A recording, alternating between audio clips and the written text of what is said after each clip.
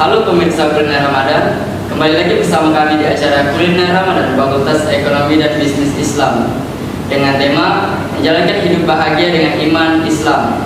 Bersama saya Muhammad Arifki selaku pemandu acara kita pada hari ini yang akan menemani pemirsa Kuliner Ramadan untuk beberapa menit ke depan. Telah hadir bersama kita pada hari ini seorang narasumber sekaligus guru kita, yaitu Bapak Mufti Gandhi MAG selaku dosen Fakultas Ekonomi dan Bisnis Islam. Halo Pak, bagaimana kabarnya hari ini Pak? Alhamdulillah baik. Mungkin langsung saja ya Pak, mengenai tema kita menjalankan hidup bahagia dengan iman dan Islam. Mungkin boleh Pak dijelaskan mengenai menjalankan hidup bahagia dengan iman dan Islam. Baik, terima kasih. Ustaz Arifki selaku pembicara. Bismillahirrahmanirrahim. Assalamualaikum warahmatullahi wabarakatuh. Waalaikumsalam. Alhamdulillahirabbil alamin wa bihi nasta'in ala umuri dunya waddin wa ala alihi ajmain. Rabbi shrah li sadri wa yassir li amri wa hlul 'uqdatam min lisani yafqahu qawli. Pertama-tama mungkin yang lebih dulu dan pertama mari kita menjadikan puji dan puji syukur kita kepada Allah Subhanahu wa taala.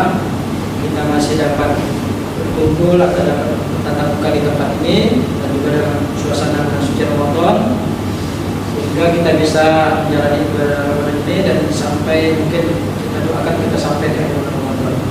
Dan yang kedua, tidak lupa marilah kita memohon kepada Allah Subhanahu wa taala salawat serta agar selalu tercurah kepada junjungan kita Nabi besar Muhammad sallallahu alaihi wasallam atas berkat jasa dan kesalahannya kita dapat merasakan nikmat iman dan Islam. Baik, terima kasih. Tema yang telah diberikan kepada Bapak itu tentang menjalani hidup bahagia dengan iman dan Islam. Jadi kata kunci dari judul menjalani hidup bahagia di sini adalah iman dan Islam. Atau dalam bahasa kaidah bahasa Arab itu ada harfus syarat dan jawab syarat.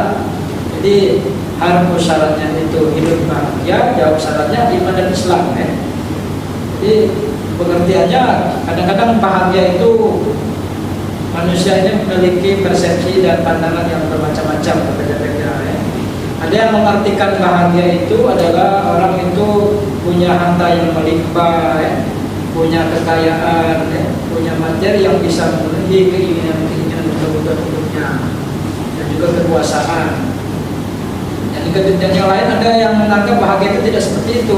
Betapa banyak kita melihat orang-orang yang hartanya melimpah itu dia penuh dengan kesusahan hati. Terlalu banyak orang yang hidup dengan kemewahan harta itu yang mati bunuh diri dan sebagainya. Jadi bahagia itu bukan ukuran dengan harta kekayaan yang melimpah atau kekuasaan, tapi bahagia itu ukurannya adalah ada di hati seseorang. Kalau hati seseorang itu dia merasa cukup dengan apa yang dia terima, yang dia miliki, dan dia merasa senang dengan itu bisa kita artikan bahagia. Jadi apa yang dimaksud dengan bahagia dalam konsep atau dalam pandangan Islam? Jadi kalau kita melihat bahagia dalam pandangan Islam, yaitu jika seorang Muslim itu mampu mempertahankan keimanannya, dan kemudian dia menjalankan ajaran-ajaran kehidupan itu dengan nilai-nilai ajaran agama Islam. Jadi seperti itu. Jadi bahagia itu yang Bapak jelaskan tadi, mampu mempertahankan keimanannya dan menjalankan ajaran agamanya itu sesuai dengan nilai-nilai ajaran agama Islam. Nah, bagaimana seseorang itu bisa mendapatkan bahagia dalam pandangan Islam? Nah, seseorang bisa mendapatkan bahagia dalam pandangan Islam itu ada beberapa tanda-tanda atau ciri-cirinya. Yang pertama, seseorang itu akan bahagia kalau dia mendapatkan rezekinya dengan cara yang halal, mendapatkan rezekinya dengan cara yang halal. Jadi kata kunci rezeki yang halal ini adalah kata kunci pokok, karena kalau rezeki itu diperoleh dengan cara yang tidak halal, maka hidupnya tidak akan bahagia, dia akan gelisah, karena dia mendapatkan harta itu dengan cara yang tidak benar, misalnya dengan cara mengambil hak orang lain, maka akan tergambar di pikirannya, di pemikirannya itu orang-orang yang dia zalimi, yang orang-orang yang diambil haknya. Tapi sebaliknya kalau dia mencari rezeki yang halal itu, walaupun yang dia dapat itu sedikit, tapi karena dia mendapatkan dengan cara yang halal, dia tidak mengambil hak orang lain, jadi hidup akan menjadi tenang. Juga kita melihat bagaimana betapa banyak orang-orang yang dengan rezeki yang halal itu, walaupun hidupnya sederhana, dapat dikatakan miskin, dia bisa mencukupi keluarganya dan mampu menyekolahkan anak-anaknya sampai ke perguruan tinggi dan sampai anaknya itu menjadi sukses. Itu dari ciri rezeki yang halal tadi ya. Yang kedua, ciri orang yang bahagia itu adalah memiliki sifat qanaah. Arti sifat qanaah itu adalah sifat yang menerima apa yang diberikan oleh Allah Subhanahu wa taala. Lawan daripada sifat qanaah adalah tamak, artinya serakah. Tamak ini adalah tidak pernah merasa cukup apa yang dia terima dan apa yang diberikan oleh Allah Subhanahu wa taala.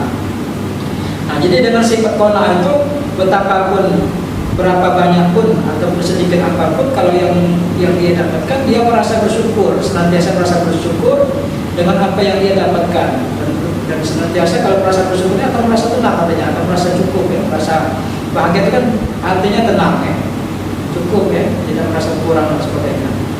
Jadi seperti yang digambarkan atau dijelaskan dalam hadis Nabi, kalau manusia ini jikalau seandainya anak cucu Adam itu diberikan oleh Allah 2 bukit 2 lembah emas, nah, maka dia akan mencari lembah emas yang ketiga karena keserangannya tadi dan dia akan dan sampai dia akan mati ya, baru dia akan habis keserakahannya tersebut ya.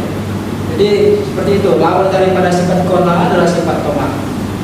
Jadi yang ketiga, ciri orang bahagia tersebut adalah jika seseorang itu at-taufiqu li taatillah, yaitu jika seseorang itu senantiasa mendapatkan pertolongan Allah Subhanahu wa taala dalam ketaatan ya. Jadi kalau kita mau beribadah, kita mau berbuat kebaikan, hati kita atau langkah kita untuk ke sana itu selalu mudah ya, diberikan bantuan pertolongan Allah Subhanahu wa taala untuk ke sana.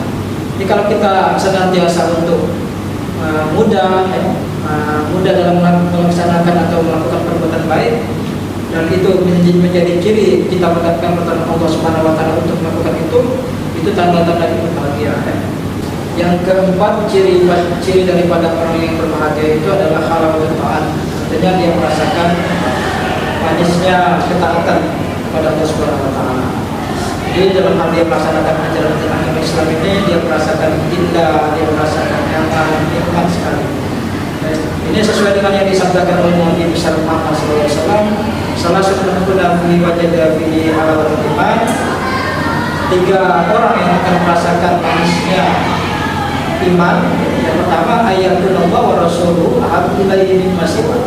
Seorang itu mencintai Allah dan mencintai Rasul, dia melebihi cintanya kepada yang selainnya. Jadi dia melebihi cinta yang kedua, seseorang itu ayuhibbul mar'u la yuhibbuhu Allah. Seseorang itu mencintai seorang itu didasari karena mencintai Allah Subhanahu wa taala. Jadi yang kedua ini, yang ketiga ayakrahu ayauda fil kubri karena yakrahu ayazibah bidah. Seseorang itu benci kepada kekufuran sebagaimana dia benci ketika seseorang itu akan dimasukkan ke dalam neraka.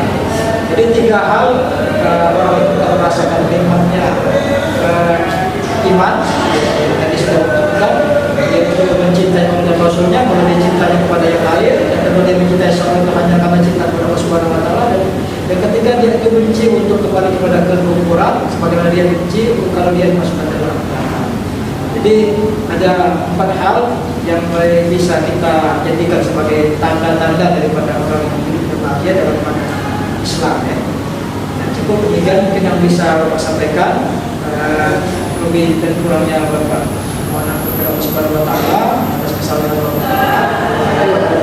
Wassalamualaikum warahmatullahi wabarakatuh. Oke, baik Pak.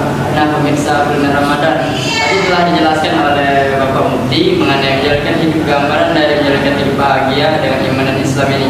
Nah, sebenarnya Pak, kami ada pertanyaan dikarenakan penjelasan Bapak sudah sangat jelas sehingga tidak ada lagi pertanyaan yang akan kami tanyakan.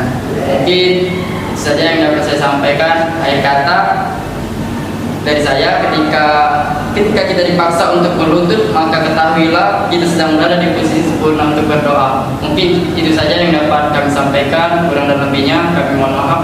pada Allah ampunan yang kami harap. Munzur maqala wa la tanzur man qala wa bihi taufiq wal hidayah. Wassalamualaikum warahmatullahi wabarakatuh. Waalaikumsalam.